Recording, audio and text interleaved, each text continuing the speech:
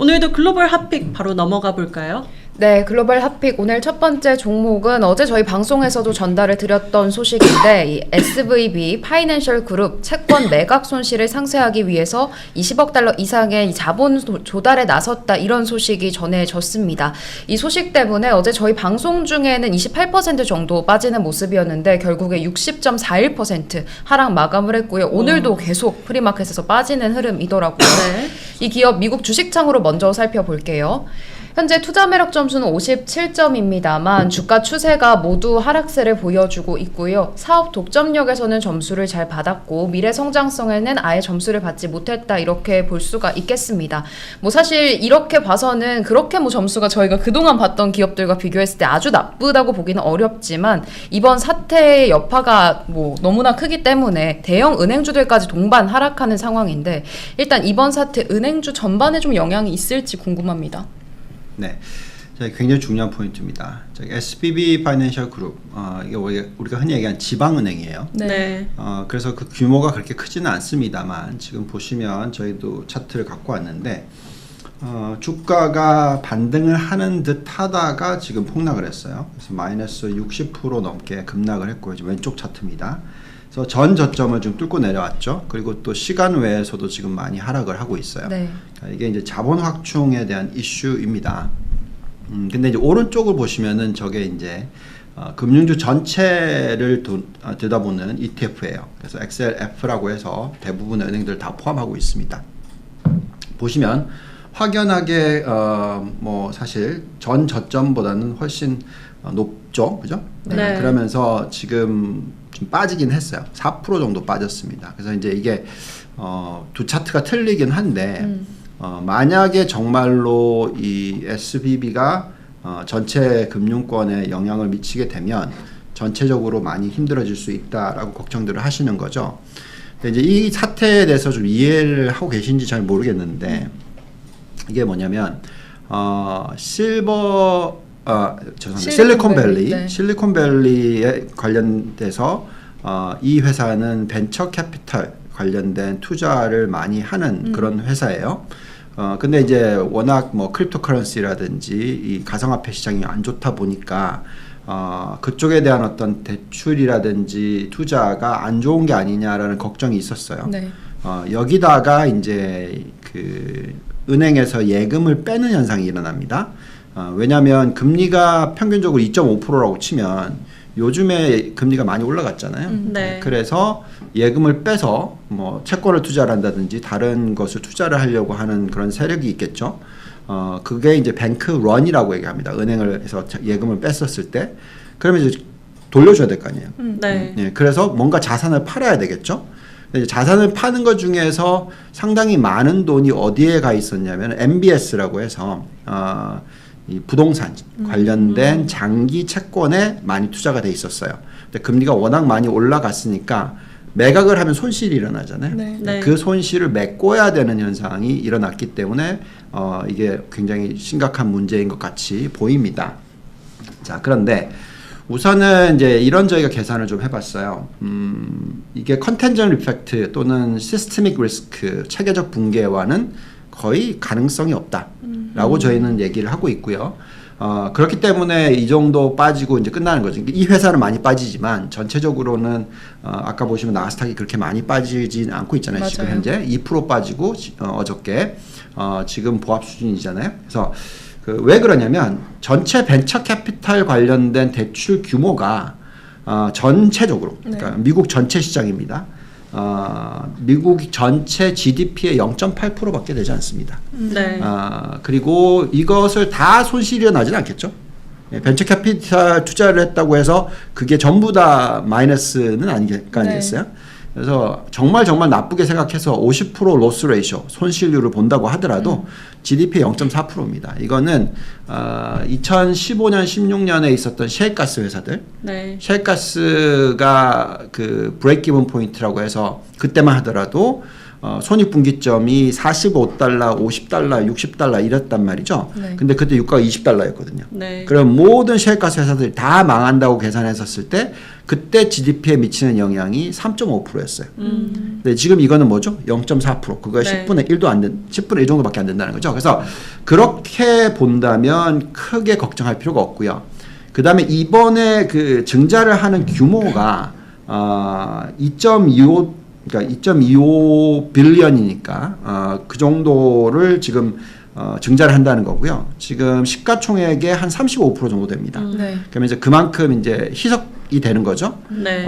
근데 주가가 벌써 고점 대비해서 뭐 너무나 많이 빠졌죠. 예, 그래서 저희는 이 정도 증자를 하면은 현금 흐름에 문제가 없다라고 보고요. 그 증자가 이루어질 거냐 안 이루어질 거냐 하는 부분에 있어서 저희가 모델링을 좀 돌려봤더니 네, 괜찮아요. 예, 그래서 저는 여기서 멈출 거라고 저는 생각하고 있고요. 이게 또 다른 은행들한테 쭉 번진다라고 전혀 판단이 안 들고요. 문제는 뭐냐면 만기의 문제입니다. 만기. 그러니까 지금 미스매치라고 해서 단기와 장기에 대한 자산과 예금의 어떤 미스매치가 생기고 있기 때문에 이게 문제가 생기거든요. 그럼 이거는 손실이 나는 부분은 마진의 차이입니다. 그래서 대출금리와 예금금리의 차이에 있어서의 변화가 지금 영향을 미치는 거거든요. 그렇게 계산을 하면 마진만 잡아먹는 거지 실질적으로 부실이 일어나서 회사가 망한다 이건 아니고요. 그래서 저희가 생각할 때 충분히 감당 가능한 수준이다. 근데 이 미스매치가 일어났었을 때 당연히 정부가 액션을 취한다. 네. 그래서 미 연준이 액션을 취하게 될 것이고요.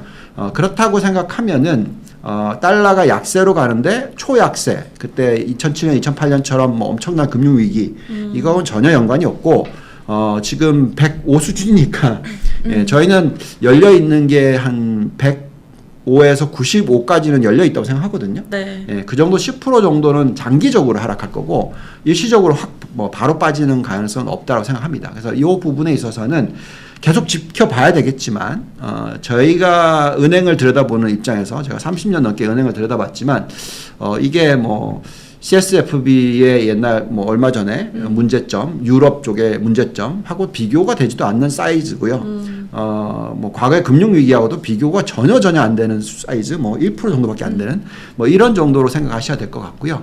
그렇지만 여전히 이 벤처 캐피탈에 있어서 많은 어려움을 겪고 있는 것은 사실이다.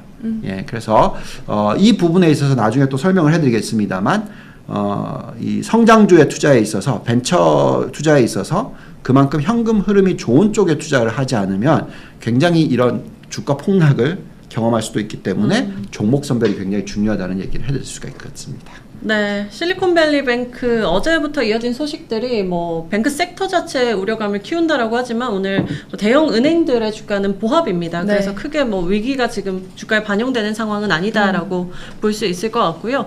두 번째 핫픽 바로 넘어가 볼게요. 네, 두 번째 핫픽은 C3 글로벌인데 이게 최근 AI 광풍으로 좀 주목을 받았던 기업 중 하나입니다. 지난주에 예상을 상회하는 실적을 발표하고 나서 주가가 30% 이상 폭등을 하는 흐름을 보여줬는데 현재는 또 상승분을 대부분 반납을 했고요. 어제도 8.54% 빠지면서 마감을 했습니다. 미국 주식창으로 먼저 살펴볼게요. 투자 매력 점수 높지 않습니다. 26점을 받았고요. 장기적으로만 주가 추세에서 상승 흐름을 가져가고 있고 재무 안전성 그리고 미래 성장성에서 점수를 조금 챙겼네요. 일단 실적 자체는 뭐 꾸준히 잘 나오고 있고 가이던스도 최근에 상회를 하면서 성장주로서의 매력은 있다 이런 평가를 받고 있긴 한데 밸류에이션 쪽에서 좀 문제가 있어 보이더라고요. 어떻게 보고 계신가요? 네. 지금 AI 관련주들은 우리가 계속해서 얘기를 하고 있는 부분인데 챗 GPT가 나오면서 AI 관련해서 굉장히 많은 지금 관심을 가지게 되죠. 그렇지만 이런 신규 사업에 있어서는 그러니까 새로운 기술에 대한 사업에 있어서는 실적이 흑자로 전환되고 나서 투자를 하셔도 큰 무리가 없어요. 그리고 어느 종목이 성공할지는 답이 없습니다. 100개가 다 뛰어든다면 그 100개 중에서 살아남는 건 3개밖에 안 된다. 간단하게 이렇게 설명을 해드릴게요. 2000년도에 코로나19가 터졌었을 때 백신 만드는 회사가 몇 개가 되겠습니까? 100개가 넘을 거예요. 네. 그렇지만 실질적으로 돈을 번 회사는 한 3군데밖에 없습니다. 나머지는 다 망했어요.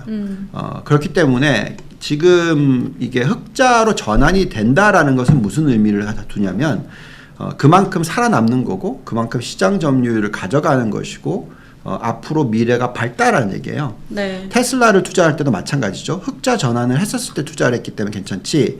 지금 요즘 리비안이나 루시드 막 변동성이 너무 심하잖아요. 투자하기 어렵습니다. 흑자가 아니기 때문에.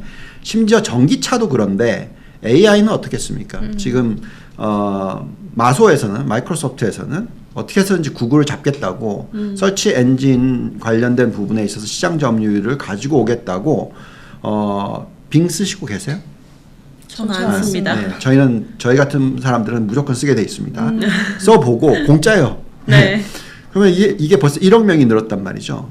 그러면 이렇게 빨리 잡아들이고 나중에는 가격을 올릴 거예요. 그죠? 그러면 누가 이기겠습니까? 그 회사가 이기겠습니까? 다른 회사가 이기겠습니까? 그래서 이건 벌써 답이 그려지고 있어요, 지금. 그래서 저희는 이런 종목에 투자를 하기에는 너무 이르다. 지금 실적 컨센서스를 저희가 들여다봤어요. 그래서 저희 모델링을 좀 돌려봤는데 현재 시점에서 컨센서스는요. 2023년에도 적자, 2024년에도 적자, 2025년에도 적자입니다. 물론 2025년에는 흑자 전환할까 말까. 그럼 무슨 이게 되겠습니까? 지금 투자하시면 안 되고 언제? 흑자 전환을 2025년. 한참 멀었죠. 그래서 굳이 지금 이게 100배 갈 거다. 테슬라처럼 정말 얼리버드로 투자를 해서 성공할 거다라고 전 그걸 못해요. 그거를 분석해낼 수 있는 사람은 제가 생각할 땐 정말 거의 없다고 생각합니다. 아무리 백신이 좋다고 하더라도 그게 성공할지 안 할지는 몰라요.